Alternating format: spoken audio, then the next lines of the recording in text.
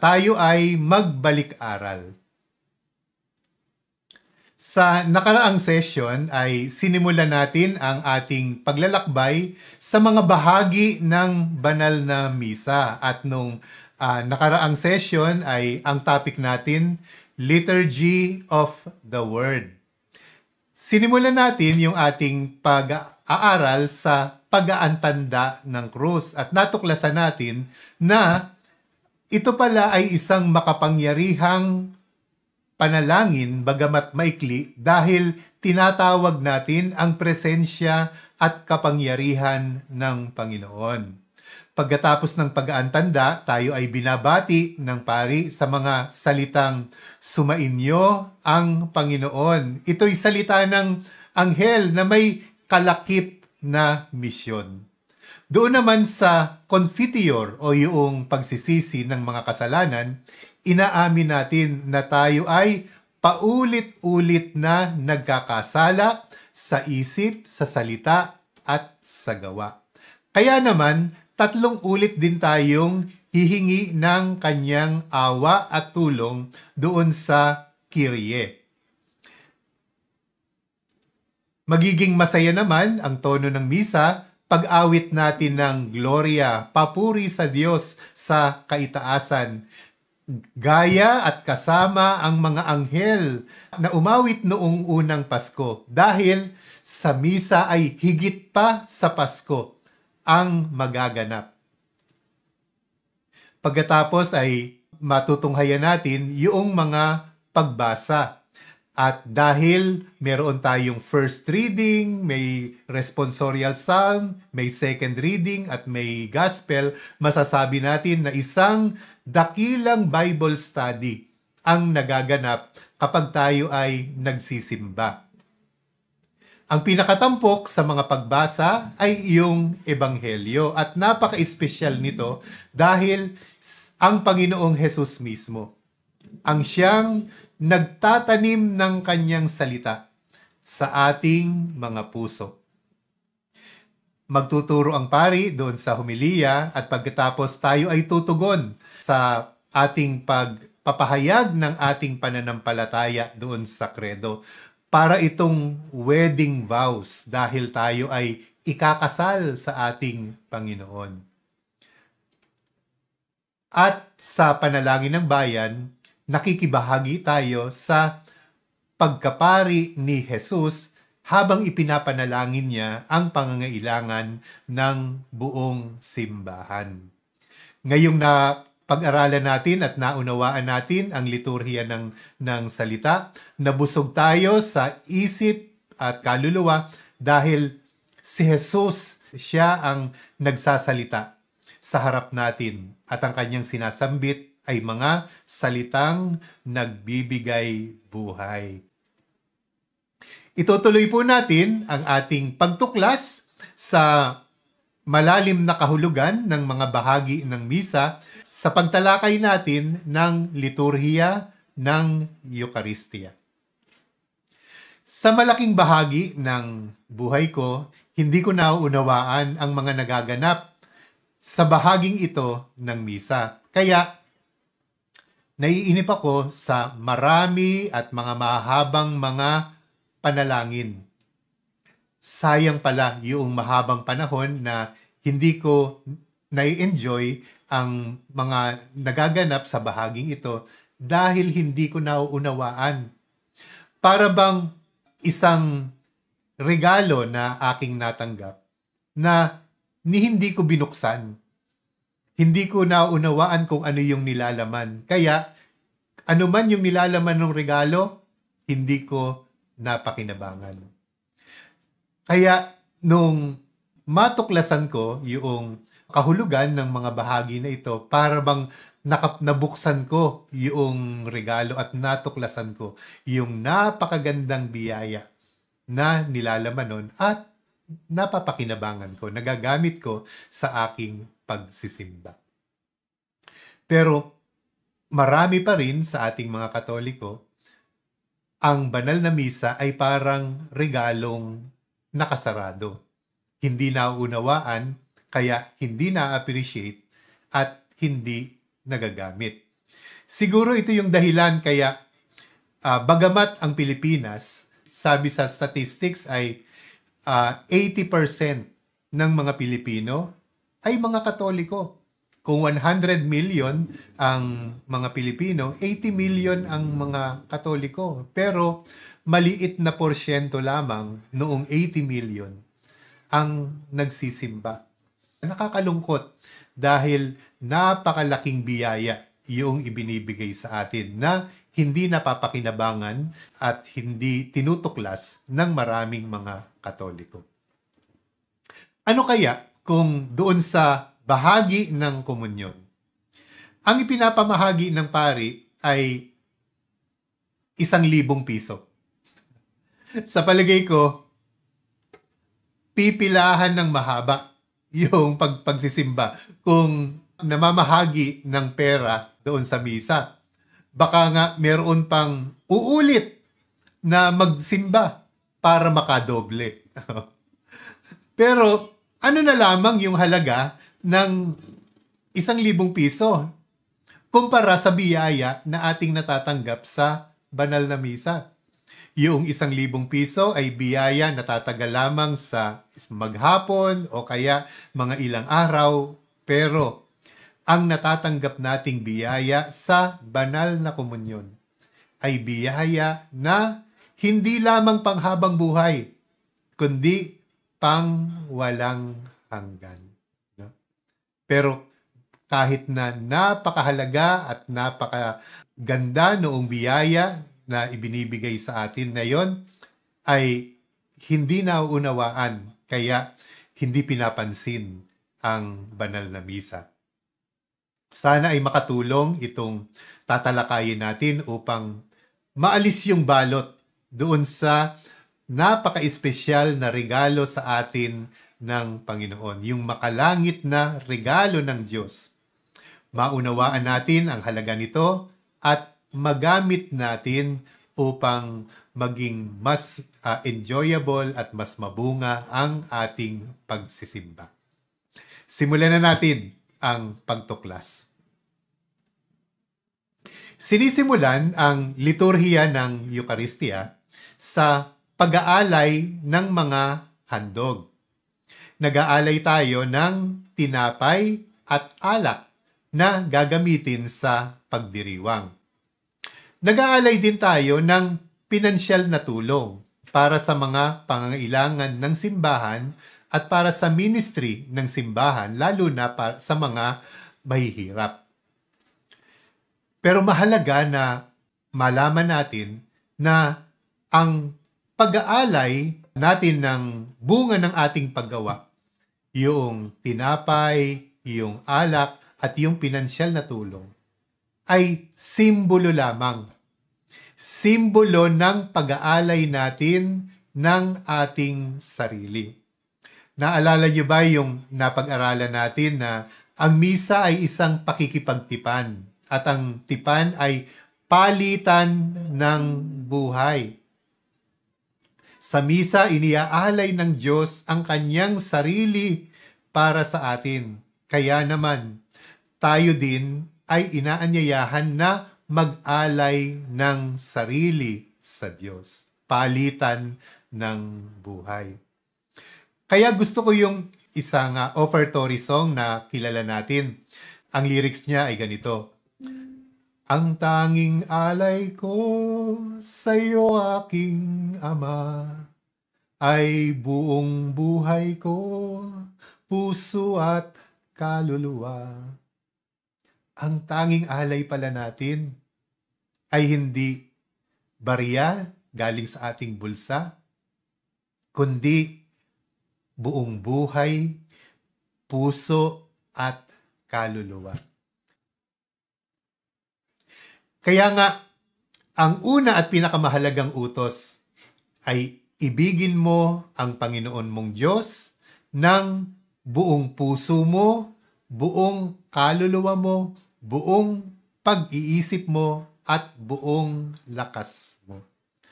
Nag-aalay tayo, bunsod ng ating pag-ibig sa Diyos. Dahil mahal natin ang Diyos, mag-aalay tayo sa Kanya. Gayon din naman ang Diyos. Dahil mahal tayo ng Diyos, inialay niya ang kanyang sarili. Yung buo niyang pagkatao, yung buo niyang pagka-Diyos, yung buo niyang kadakilaan, yung buo niyang kabanalan, inialay niya sa atin. Kaya ang nararapat nating alay ay buong puso natin, buong kaluluwa natin, buong pag-iisip at buong lakas. Kaya pagdating sa pag-aalay, ang dapat tanungin natin ay ano kaya ang pinakamaliit na barya na meron sa aking bulsa? Hindi po sana ganoon ang ating tanong, kundi ano ang maiaalay ko na katumbas ng pag-ibig ko sa Diyos? Ano man yung ating ialay, ihulog sa kolekta ay kumakatawan, sumisimbolo sa pagmamahal natin sa Diyos. Kaya anong maiaalay ko na katumbas ng aking pag-ibig sa Diyos? Ang pag-ibig ko ba sa Diyos ay barya? Ang pag-ibig ko ba sa Diyos ay mayaman? Ang pag-ibig ko ba sa Diyos ay buong puso? Ano kaya ang maiaalay ko? Yun pong tinapay at alak na inialay sa misa ay simbolo ng ating pagkatao na inaalay sa Diyos dahil ito ay mga bunga ng ating paggawa. Yung tinapay, hindi siya tumutubo na tinapay na, kundi kailangang anihin, kailangang lutuin para maging tinapay. Yung alak din ay galing sa ubas, kailangan siyang pisain at kailangang iimbakin para maging alak.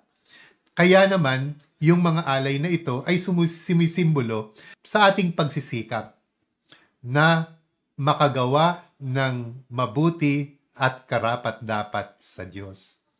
Kaya yung tinapay at alak na matutunghayan nating iaakyat doon sa altar, kasabay niyon ang ating pasasalamat na tayo na sinisimbolo ng mga alay na yon ay iniaakyat doon sa makalangit na trono ng Diyos. No? Tayo po ang sinisimbolo noong tinapay at alak. Doon sa altar, ang alak ay hahaluan ng kaunting tubig. Hindi ko ito naunawaan dati. Kaya para sa akin, mga tradisyonal na ritual lang to na kailangan gawin nung pari. Kaya ang iniisip ko, sige lang Father, gawin mo yung trabaho mo. Saka medyo bilisan mo para hindi kami mainip. At para hindi nga tayo mainip, tayo ay inaawitan ng choir, no? nung mga kanta para sa offertory. Pero meron pala itong magandang kasaysayan at kahulugan. Ang paghahalo ng alak at tubig ay matandang kaugalian ng mga Hudyo at maari nga na noong huling hapunan, noong itinatag ni Jesus ang Eucharistia, ay ginawa din niya itong paghahalo ng alak at tubig. Ano ang kahulugan ng paghahalo na ito? Merong tatlong kahulugan. Una, ang pagsasama ng kalikasan ni Jesus bilang tunay na tao katulad natin at tunay na Diyos na makalangit. Ikalawa, pinapakita at sinisimbolo nito ang dugo at tubig na dumaloy mula sa sugat ni Jesus sa krus. Yung tubig na sumisimbolo sa simbahan at yung dugo na sumisimbolo sa buhay ng Diyos.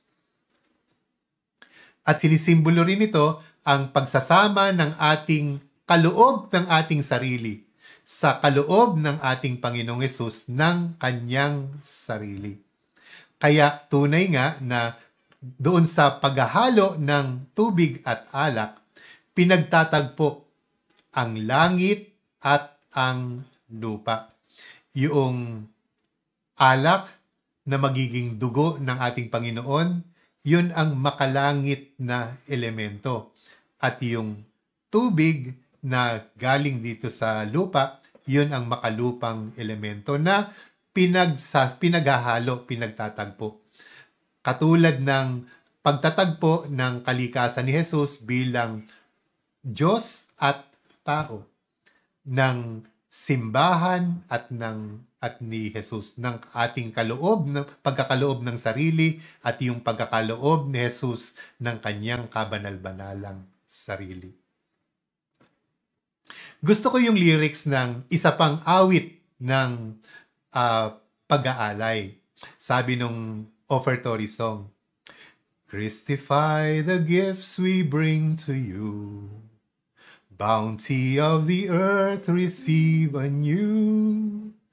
Take and bless the work of our hands. Christify these gifts at your command."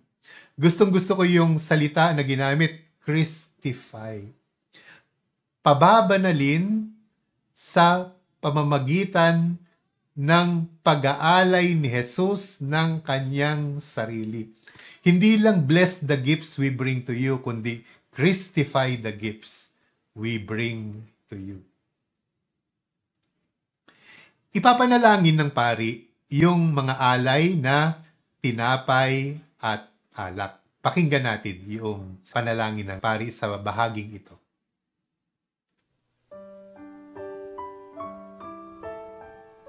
Kapuri-puri ka, Diyos amang lumikha ng sanlibutan. Sa iyong kagandahang loob, naritong aming mayaalay.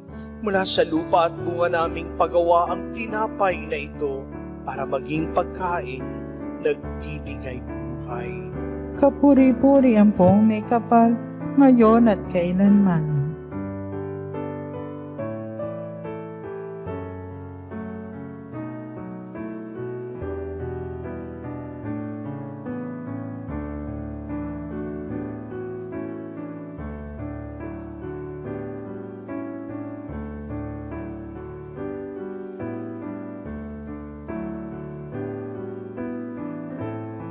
Kapuri-puri ka, Diyos amang lumikha ng sanlibutan. Sa iyong kagandahang loob, narito ang aming mayaalay. Mula sa katas ng ubas at bunga ng aming pagawang alak na ito para maging inuming nagbibigay ng iyong spirito. Kapuri-puri ang pong may kapal, ngayon at kailanman.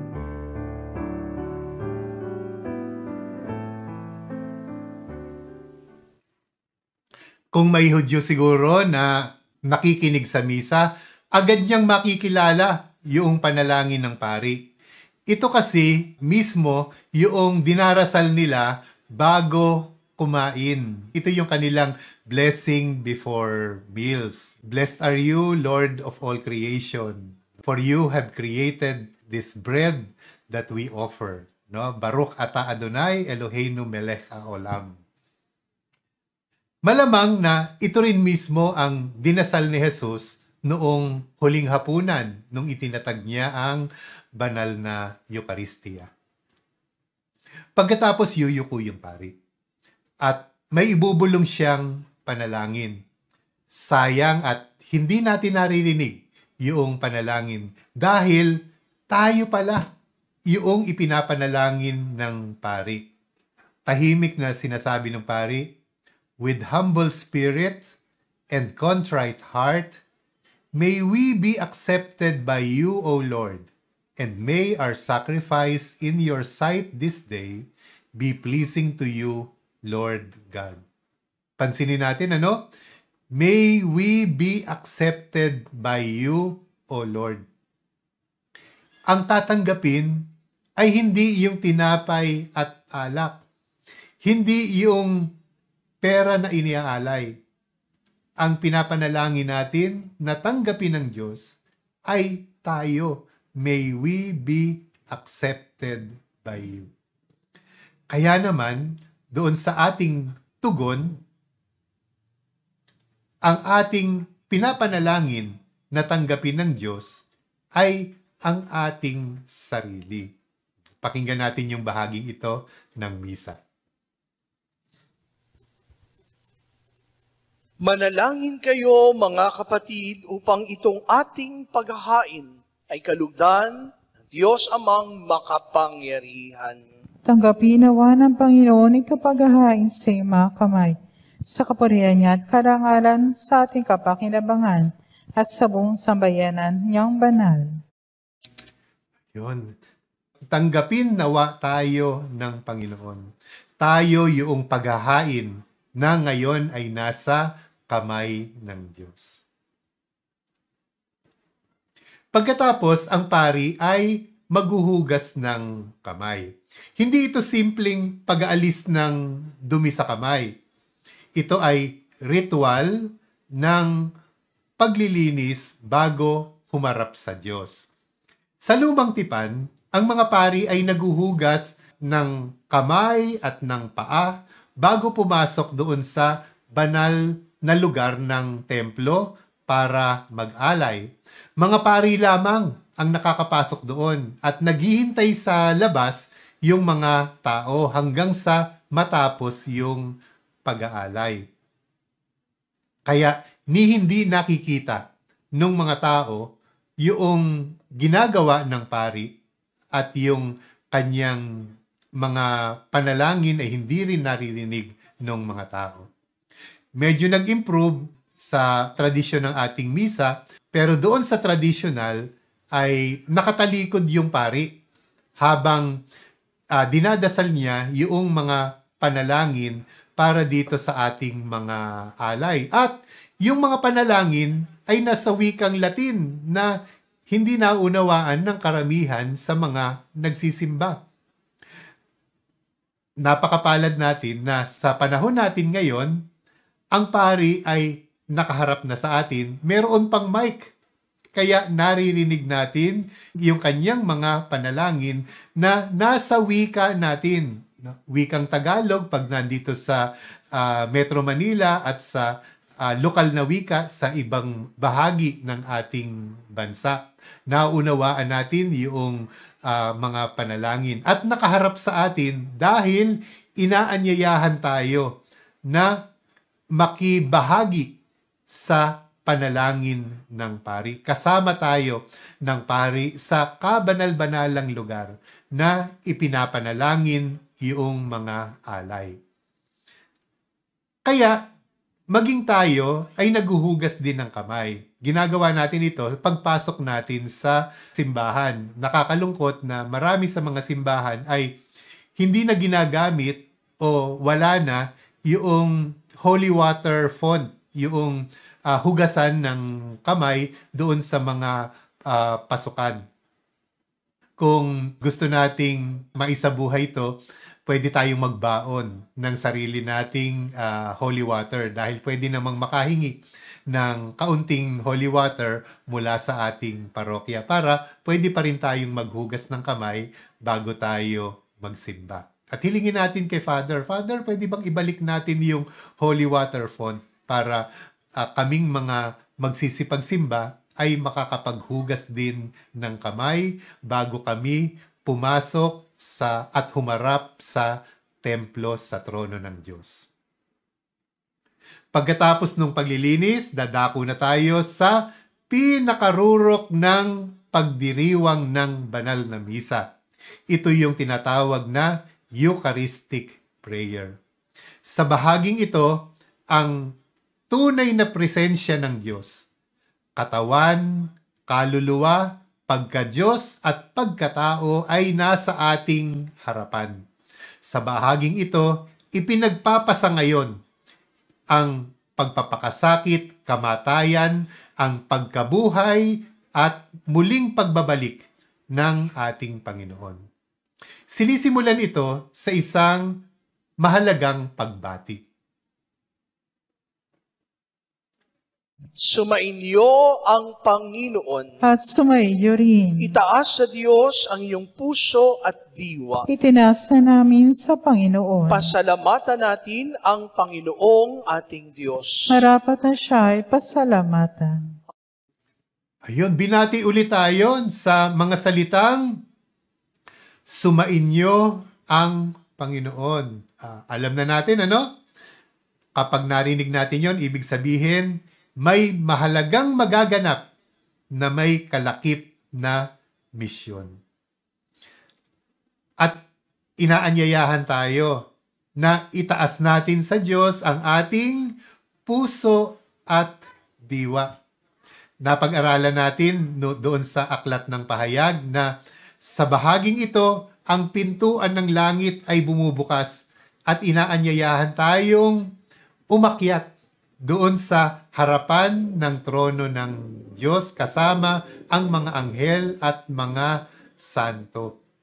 Ito ang paborito kong bahagi ng misa at pinagmamasdan kong mabuti yung mga nasa santuario ng altar para higit kong madama na ako nga ay nakaakyat na sa langit at nasa harapan ng trono ng Diyos. Yung mga ilaw, yung mga kandila ay simbolo ng mga anghel sa langit. Yung mga imahe ng mga santo kasama na ang imahe ng ating mahal na Inang Maria ay simbolo ng mga santo sa langit na kasama ko dito sa pagmimisa. At yung mga palamuting ginto ay pahiwatig ng makalangit na trono ng Diyos doon sa kanyang palasyo. Yung altar ay simbolo ng trono ng Diyos at ang pari ay kumakatawan kay Hesukristo. Madalas nga ay ipinipikit ko pa yung aking mga mata para mas higit kong madama ang presensya ng mga anghel, ng mga santo at ng ating Panginoon. Ang aking puso at isipan ay nagsusumikap umakyat sa langit upang madama ang saya ng pagdiriwang ng banal na misa. Tunay ngang marapat pasalamatan ang Diyos dahil ipinahintulot niya na makapasok tayo doon sa kaharian niya sa langit. At dahil kasama na natin ang mga anghel at mga santo sa harapan ng trono ng Diyos, kasama tayo nila sa kanilang pag-awit ng papuri sa Diyos. Kaya kaisa ng mga anghel na nagsisiawit ng papuri sa iyo nang walang humpay sa kalangitan, kami nagbubuni sa iyong kadakilaan.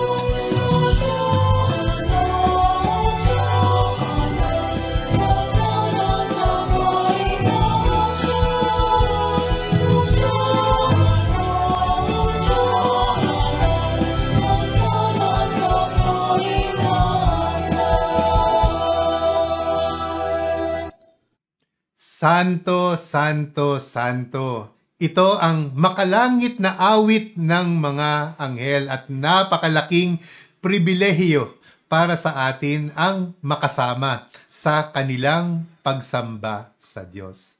Yun namang bahagi ng awit na pinagpala ang naparirito sa ngalan ng Panginoon, Hosana sa kaitaasan.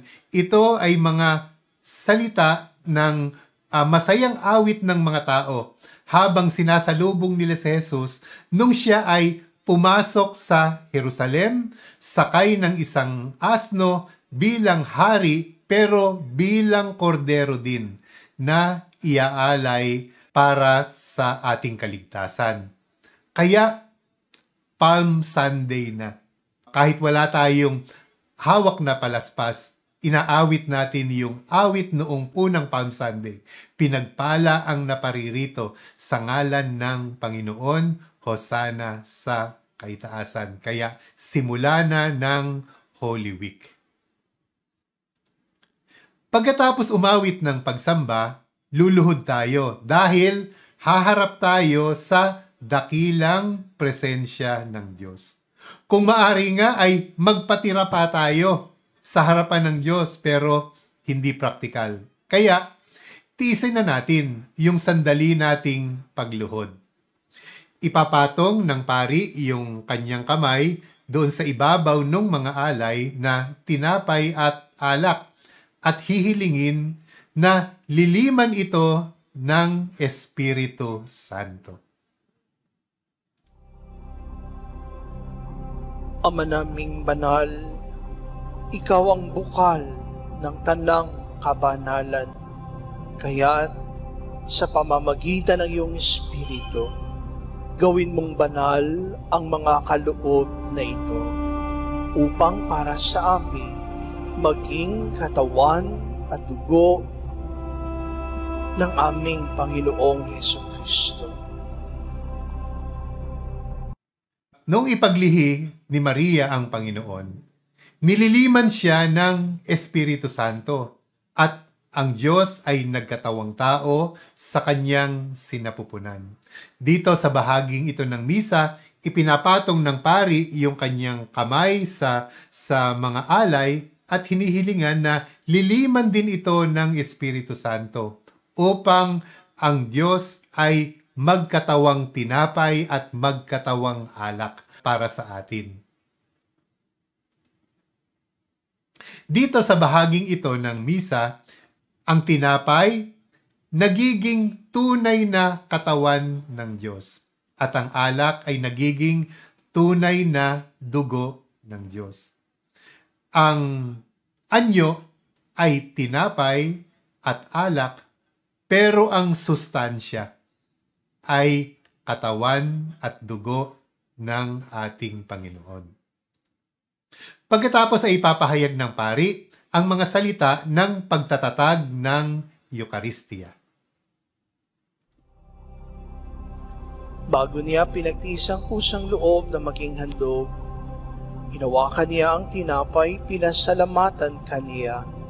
Pinagati-hati niya iyon, iniabot sa kanyang mga alagad at sinabi, "Tanggapin ninyong natin ito at kanin. Ito ang aking katawan na ihahandog para sa inyo."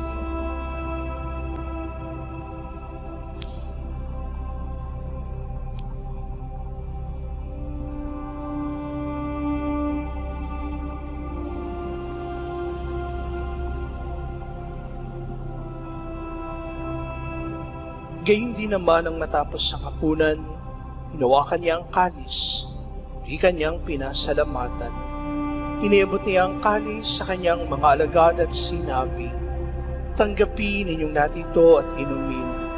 Ito ang kalis ng aking dugo ng bago at walang hanggang tipan. Ang aking dugo na ibubuhos para sa inyo at para sa lahat. Sa ikapagpapatawad ng mga kasalanan, gawin ninyo ito sa pag-alala sa akin."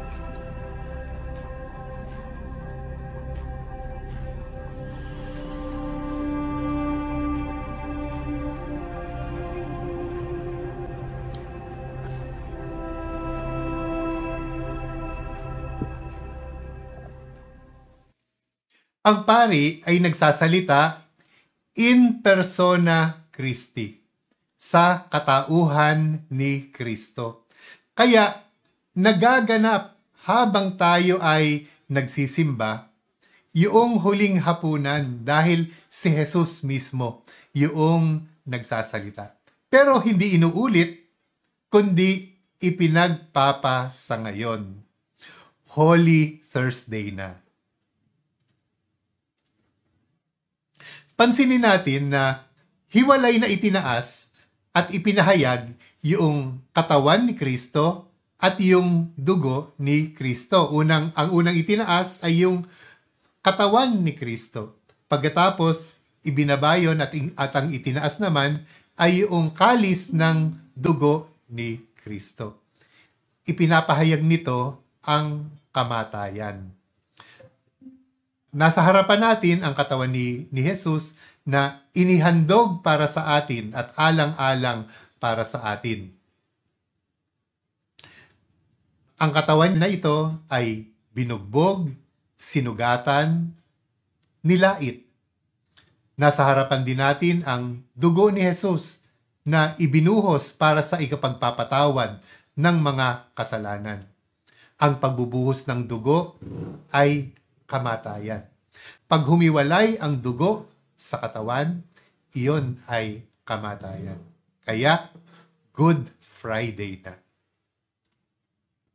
Ang biyaya ng misa ay hindi libre. Binayaran ito ng buhay ng Diyos. Inako ng Diyos ang kabayaran para sa ating mga kasalanan. Kaya siya ang tanging karapat-dapat na alay upang mapanumbalik ang ugnayan ng tao sa Diyos. Kaya malaking kasalanan kung baliwalain natin ang biyaya ng banal na Eucharistia. Matapos ipagpasa ngayon ang pagdurusa at kamatayan ng Panginoon, ipapahayag natin ang misteryo ng ating pananampalataya. Ipagbunyi natin ang misteryo ng pananampalataya. Si Kristo'y namatay, si Kristo'y nabuhay, si Kristo'y babalik sa wakas ng panahon.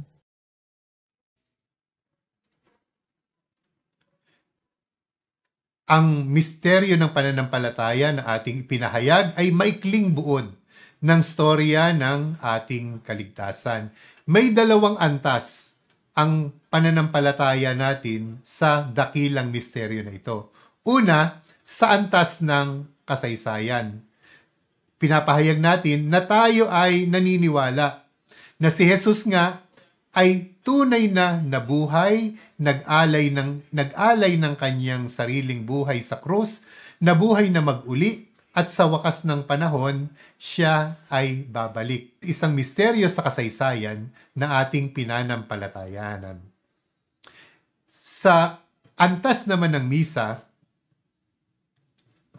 pinapahayag natin na tayo ay sumasampalataya na yung kamatayan, muling pagkabuhay, at pagbabalik ng Panginoon ay naipapasa ngayon dito sa bahaging ito ng misa. Isang dakilang misteryo na naman na kahit na ang kamatayan ni Jesus ay naganap halos 2,000 taon na ang nakaraan at yung kanyang pagbabalik ay sa katapusan pa ng panahon, naipapasa ngayon yon sa bahaging ito ng misa. Matapos na ialay ang katawan at dugo ni Kristo, mananalangin ang pari para sa buong simbahan. Ipapanalangin niya ang pagkakaisa ng lahat ng tatanggap ng banal na komunyon, ang buong simbahan.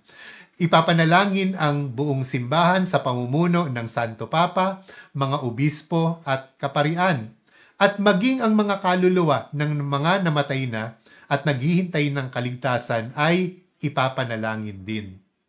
Ang mga panalangin sa puntong ito ay makapangyarihan dahil nakaugnay sa sakripisyo ng Panginoong Hesus. Kaya naniniwala tayong hindi ipagkakait ang mga kahilingan natin alang-alang sa pag-ibig ni Hesukristo para sa Ama at para sa sangkatauhan na pinatunayan niya doon sa krus. Matatapos ang Eucharistic prayer sa pagtataas ng katawan at dugo ng Panginoon at pagsambit ng pari ng papuri sa Diyos sa pamamagitan ni Kristo at kasama ang Espiritu Santo.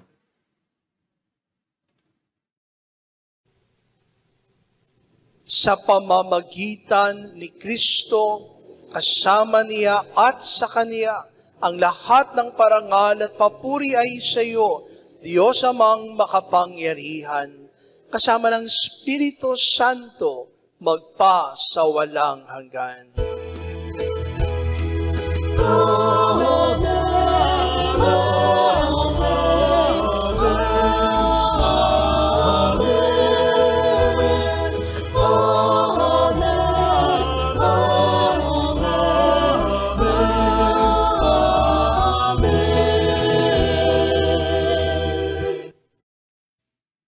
Magkasamang itinaas ang katawan at dugo ng Panginoon. Nagpapahiwatig ito ng muling pagkabuhay. No? Kanina, humiwalay ang dugo sa katawan, kamatayan yon. Ngayon, dahil magkasama na ang dugo at katawan, muling pagkabuhay. Kaya, ang katawan at dugo na nasa ating harapan ay ang Panginoong Hesus na muling nabuhay at ngayon nagbabalik upang ikasal sa simbahan. Sa bahaging ito, ako ay nangingiti sa kagalakan dahil ang nagaganap ay Pasko ng pagkabuhay. Nabibitin nga ako kapag simpleng tugon na amen lang yung ginamit doon sa misa. Mas gusto ko kapag inaawit ng paulit-ulit yung amen. Binibilang ko pa nga kung ilan yung amen. Mas masaya ako kung 3 o 7 beses inulit yung amen dahil ang 3 at 7 ay mga perpektong numero sa Biblia. Kaya amen, amen, amen. Ang Panginoong Hesus ay nabuhay na at siya ay nagbalik nandito sa ating harapan at maya-maya ng kaunti ay akin siyang tatanggapin sa banal na komunyon.